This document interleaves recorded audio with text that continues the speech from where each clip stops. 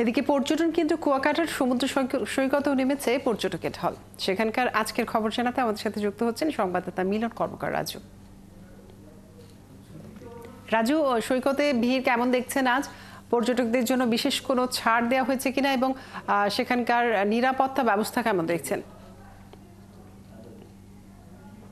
ধন্যবাদ কাজুরি। ঈদ মোবারক।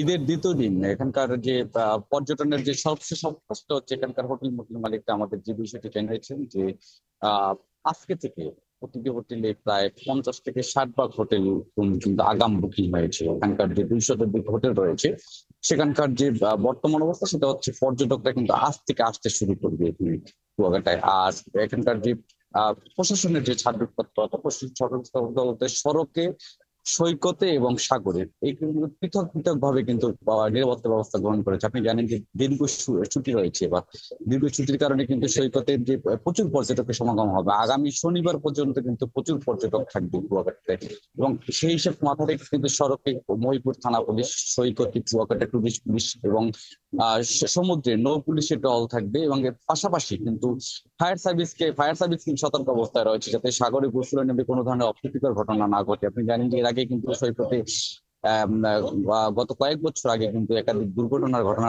প্রাণহানির ঘটনা ঘটছে পর্যটকদের। সেই সব মাথা রেখে কিন্তু এবছর উপজেলা প্রশাসন কিন্তু ফায়ার সার্ভিস স্ট্যান্ড বাই রেখেছে, এবং এর পাশাপাশি কিন্তু সেনাবাহিনীর টহলও জোরদার করা হয়েছে, এবং পাশাপাশি থাকবে র্যাবের টহল।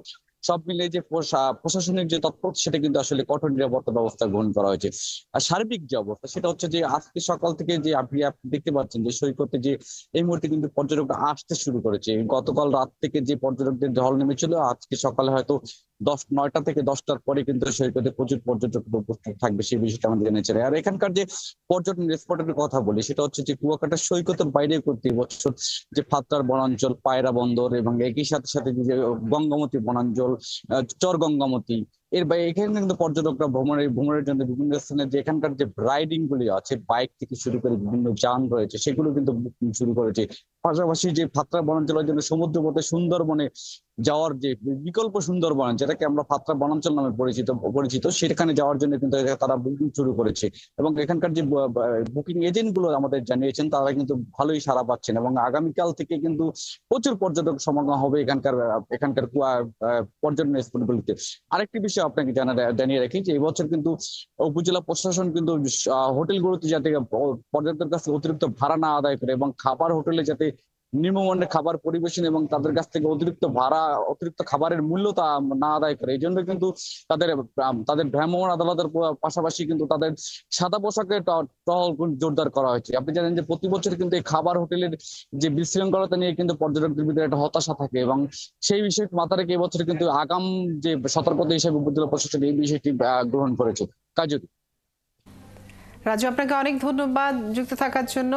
দর্শক, আমাদের সাথে পটুয়াখালী কলাপাড়া থেকে যুক্ত ছিলেন আমাদের সহকর্মী। আমরা এবার জানবো মোংলার সুন্দরবনের খবর।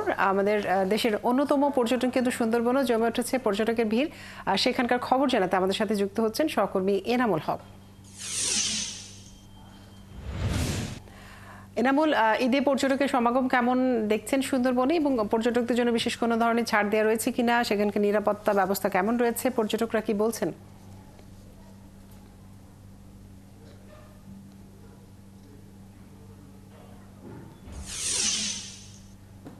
কাজরে আপনি জানেন অপরূপ সৌন্দর্য লীলাভূমি সুন্দরবন। এই সুন্দরবনে কিন্তু 12 মাসে এখানে পর্যটক আসে। এখানে যে পর্যটন কেন্দ্রগুলো রয়েছে তার ভিতরে সবচেয়ে কাছের পর্যটন কেন্দ্র সেটি হচ্ছে করমজল পর্যটন কেন্দ্র। এই পর্যটন কেন্দ্রের ভারপ্রাপ্ত কর্মকর্তা হাওলাদার আজাদ কবিরের সাথে আমি কথা বলেছি গতকাল, এবং আমি দেখেছি যে এখান থেকে কিন্তু হাজার হাজার পর্যটক কিন্তু সুন্দরবনের বিভিন্ন পর্যটন স্পট গুলোতে ঘুরতে এসছেন, এবং পর্যটকরা যে পরিমাণ আসছে সেই পরিমাণে কিন্তু মোংলায় হোটেল মোটেল নেই। এখানে যে পরিমাণ আবাসিক হোটেল আছে সমস্ত আবাসিক হোটেলের রুম কিন্তু ইতিমধ্যে বুকিং হয়েছে। আমিও কয়েকজন হোটেল মালিকের সাথে কথা বলেছি, তারা কিন্তু আমাকে জানিয়েছেন যে আগামী 2-3 দিন কিন্তু তারা নতুন করে আর এখানে বুকিং নিতে পারবে না।